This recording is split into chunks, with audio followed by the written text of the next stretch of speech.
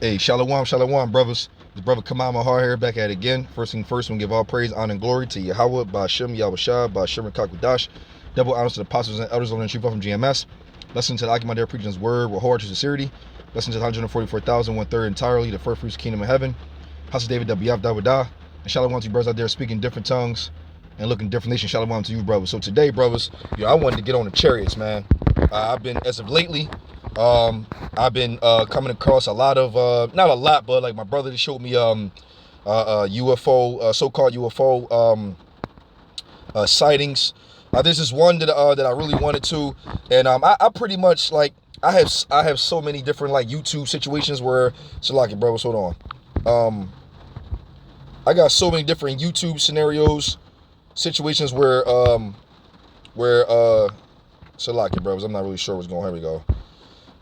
I got so many different YouTube scenarios where I pretty much like seen different like videos of chariots coming from different videos from different parts of the world. Even this other brother's I think the one brother name is GMS Word of Life, I believe. Yeah, that's it. That brother's just full blown chariots, which are chariots are what you would call so-called UFOs.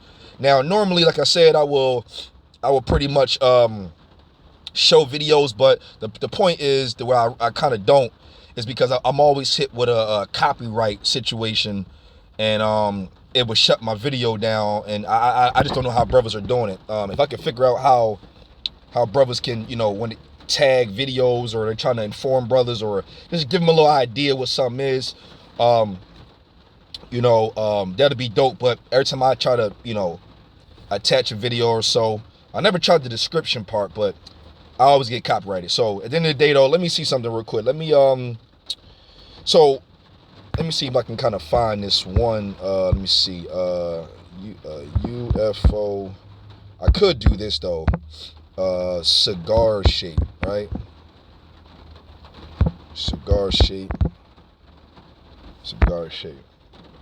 Let me go to images. Okay, this is pretty good. Okay, now there was one that was pretty much. I mean, this is pretty damn close. Well, so you guys see it. This is what these are being seen on a large scale. This is closest to what I seen. There's, let me see. I mean, these are perfect. These are, ooh, yeah, this is nice.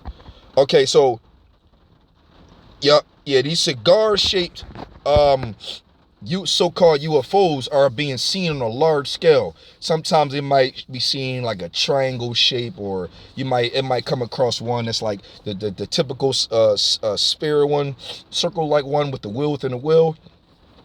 And these are actually the chariots of the Most High, man. Yahawashi, man. You know what I mean? These are all around the Lord on a high scale, and they're being seen on a large scale. So much because we're at the end, and the Lord is going to send these chariots for two things. One, to deliver his elect, the so-called Negroes, Latinos, Native Seminole Indians, the Israelites of the whole nation, 1/3, the elect, and also to apply destruction to this place, Babylon, and all parts of the world that needs to be hit. You know what I mean? Predominantly Babylon, so-called America, right? So now, in the book of Zechariah, which is pretty much my one of my go-tos, it's probably the best one. Zechariah 5:1, right? It says, "Then I turned and lifted up my eyes and looked, and behold, a flying roll." So when you perceive a flying roll, this is what pretty much a depiction of what Zechariah was looking at. So these are seen all for centuries and generations of time, and this is proof that these are in the scriptures, and this is what Zechariah was looking at. And then so it says, "Then I turned and lifted up my eyes and looked, and behold, a flying roll." That's what he was seeing. And he said unto me, "What seest thou?" And I answered, "I see a flying roll. The length thereof is 20 cubits, and the breadth thereof is 10 cubits." Now, I as a man speaking, I perceive that, Zechariah probably maybe seen it a little bit more like, on a lower scale, like it had to have been probably bigger than what Zechariah saw, but he did his best, right? And it says, then said unto me, this is the curse that goeth forth over the face of the earth, of the whole earth. For everyone that stilleth shall be cut off as of on this side according to it, and everyone that sweareth shall be cut off as on that side according to it. And I will bring it forth, saith the Lord of hosts, and it shall enter into the house of the thief, and into the house of him that sweareth falsely by my name, and it shall remain in the midst of his house, and it shall consume it with the timber thereof and the stones thereof. It's going into those laser beams, right? And so the Lord is he's gonna use the so-called UFOs to deliver his elect and also cause destruction to this place, man. And rightfully so, man, because this place was raped, robbed, and pillaged anyway by the so-called white man.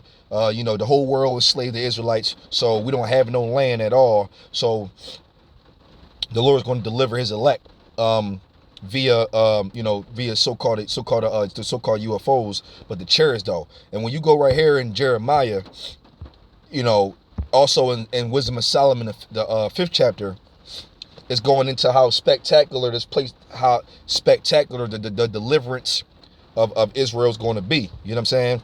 It says in Jeremiah 16:14, it says, therefore, behold, the days come, saith the Lord, that it shall no more be said, the Lord liveth, that brought up the children of Israel out of the land of Egypt. Right. So when the Lord live, whenever you can remember the story of how the children of Israel was delivered out of Egypt with all the plagues and the split of the sea with Moses, and he went through it. I mean, that's a phenomenal and extraordinary event that happened on the planet.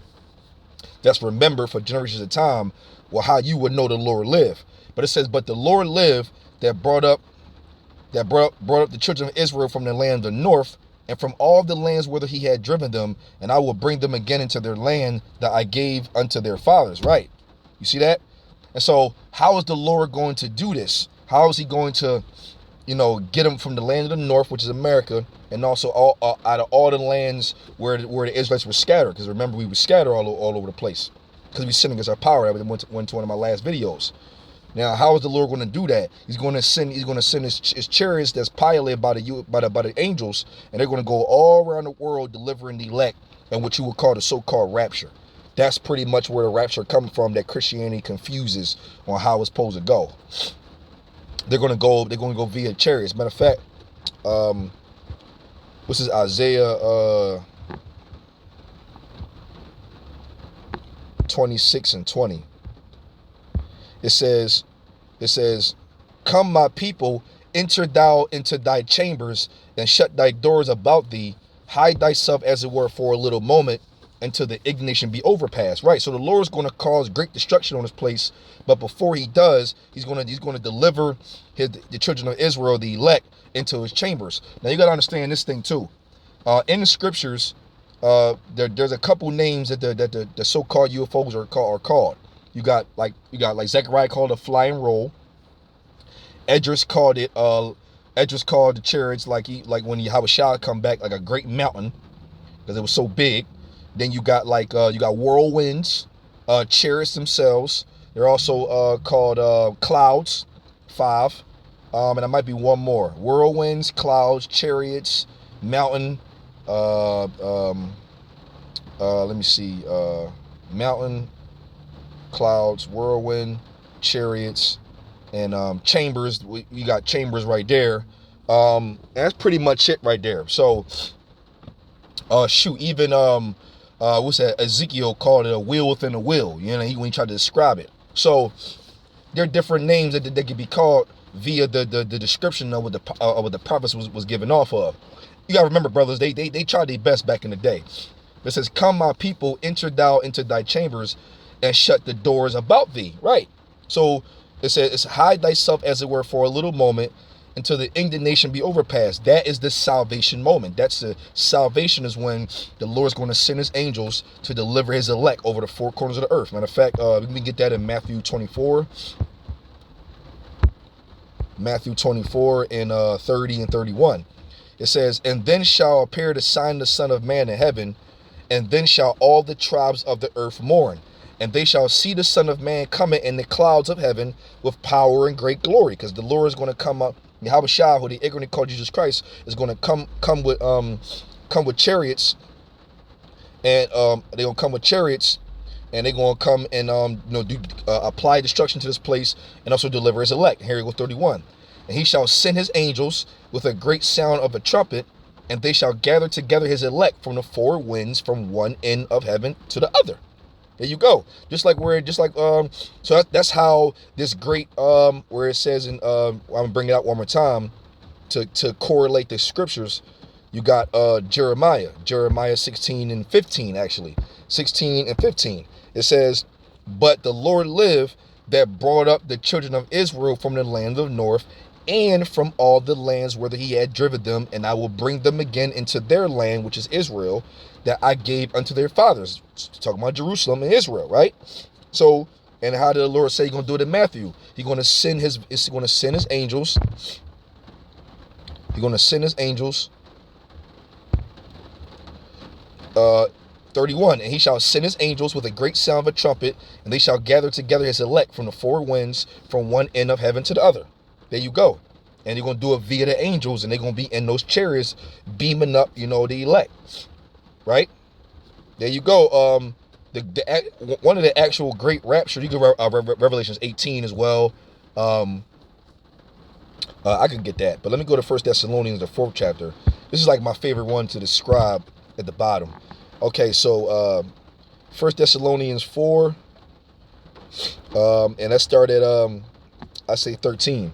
But I would not have you be ignorant, brethren, concerning them which are asleep, that ye sorrow not, even as others which have no hope. Right? Because there's a lot of brothers who was in the faith and they died in the name of Yahawashi. So it's fair for them to be delivered first before the alive. That's fair. And it says, for we believe that Yahawashi died and rose again, even so them also which sleep in Yahawashi will the Most High bring with him. For this we say unto you by the word of the Lord, that we which are alive and remain until the coming of the Lord shall not prevent them which are asleep. Right? Because because we alive, there's other brothers who was just like us that was doing the work that died in the name of Yahawashi. Not to mention in Jacob's trouble, the brothers going to be beheaded as martyrs.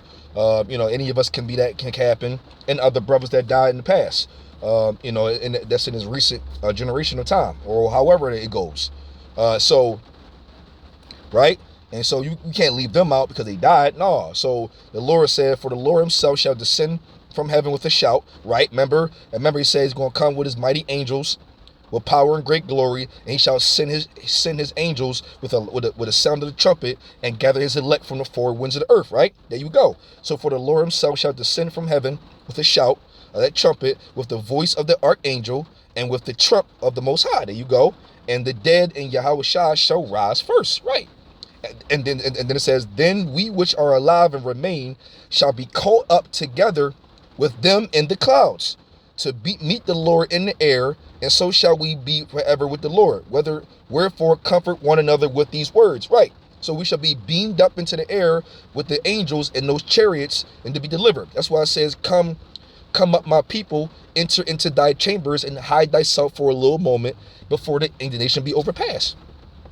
There you go. So you got the dead in Yahawashi and all the rest of the elect that was doing the work and is following Yahawashi is going to get beamed up before the destruction happens. That is what you call salvation, or AKA what they was trying to say what the rapture is. That's what it's all about. And then we're going to come down in these new bodies, which is a whole nother video, and then we're going to go ahead and take the kingdom, and we're going to do our thing. It's just easy peasy with that one. You know what I'm saying? So that is what salvation is. But the video was all about how it's going to happen via the chariots, or what they call so-called UFOs, or flying roll. Now, so I just wanted to bring that up because all these scriptures is going to us being delivered, but in what so-called UFOs we call chariots, or clouds, chambers, etc. Let me end off with this one to prove again that the Lord is coming with the chariots to do some destruction, because they got two jobs, one to deliver and the other to cause destruction. Isaiah 66 and 15. It says, for behold, the Lord will come with fire, and with his chariots like a whirlwind, to render his anger with fury, and his rebuke with flames of fire. See that? So the Lord gonna come back with chariots, so-called UFOs, to go ahead and wreck shop and also deliver his elect. That I just brought up. For by fire and by a sword will the Lord plead with all flesh, and slain the Lord shall be many. There you go. So hey, man, you know what I mean? They got two jobs. They're gonna come and destroy and deliver his very elect from the four corners of the wind, four corners of the earth. You see what I'm saying? So I Rawchaa brothers want to bring that out, do comfort. That's why I said 1 Thessalonians 4, after we delivered, it says, but we haven't been delivered yet. We're not saved, Jeremiah 8:20. But at the end of the day, though, therefore comforting ye brothers with these words. Roughly paraphrasing in 1 Thessalonians, the 4th chapter, the last verse. So Rawchaa brothers was edifying to you brothers. We give all praise and honor and glory to Yahawah, Bahasham, Yahawashi, Bahasham, qadash. Yahawah, he is to be, exists, Bahasham the name, and only begotten Son, the Lord and Savior. Yahawashi, Bahasham the name, and Holy Spirit of the qadash. Double honors to the apostles and elders, Lord and true from GMS. Blessing to the Akamandera preacher's word, with whole sincerity. Blessed to the 144,000, 1/3 entirely. The first fruits, kingdom of heaven, house of David, WF, and shalom to you brothers out there speaking different tongues and looking different nations. Shalom to you brothers.